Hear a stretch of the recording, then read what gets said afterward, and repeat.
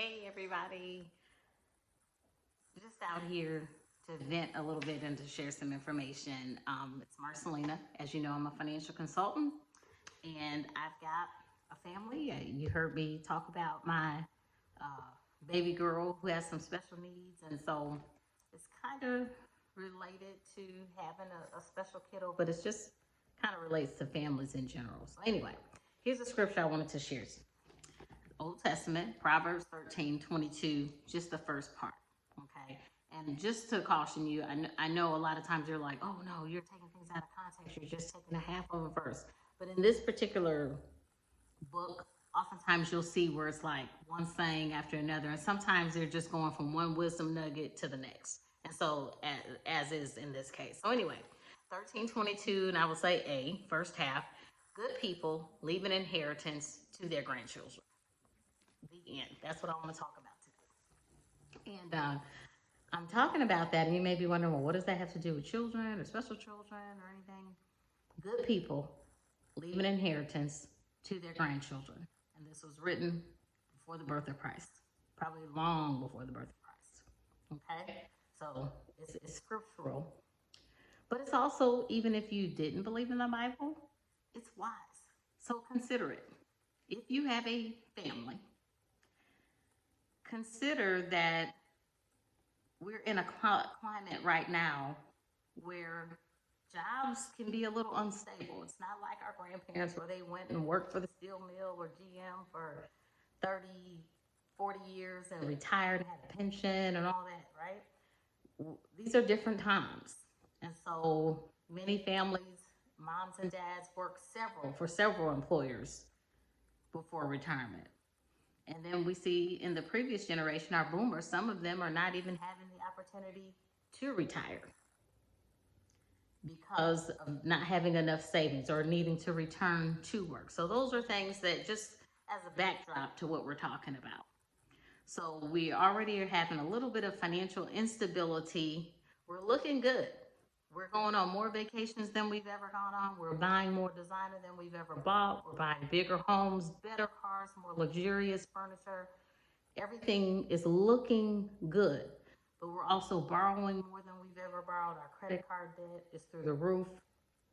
So, backdrop to what we're discussing as far as an inheritance for our grandchildren. So, I guess I am concerned because I've had a few phone calls where I'm speaking to young families, young parents, and you see that they're living well, appears to be living well. They vacation a couple times a year, they've got nice new vehicles, some luxury items, and things like that, which is amazing. I love it. Your children have the best of everything.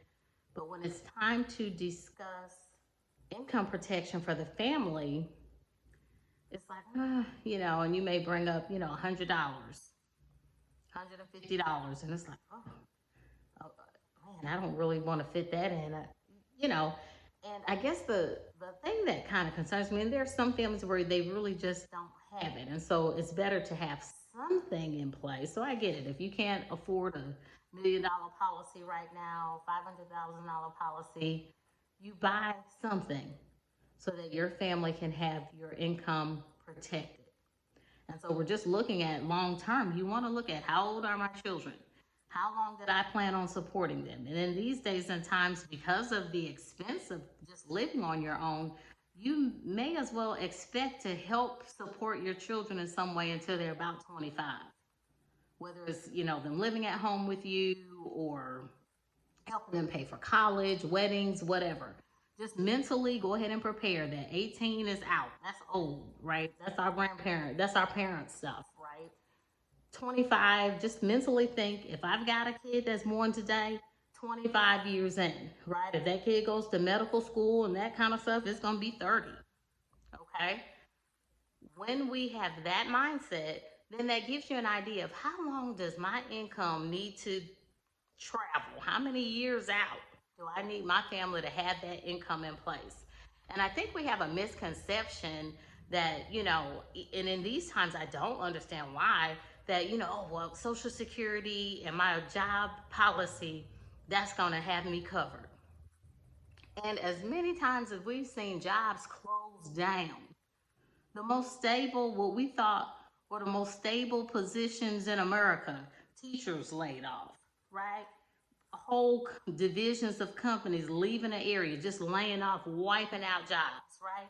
The government, the US government, laying people off, right?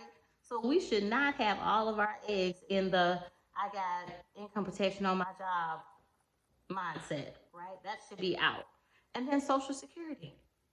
Now, I do, as a homework assignment, I'd love for you to go out to visit ssa.gov so you can have an idea of what would happen or how much your family, your beneficiaries and dependents would receive per month until that last kiddo was 18.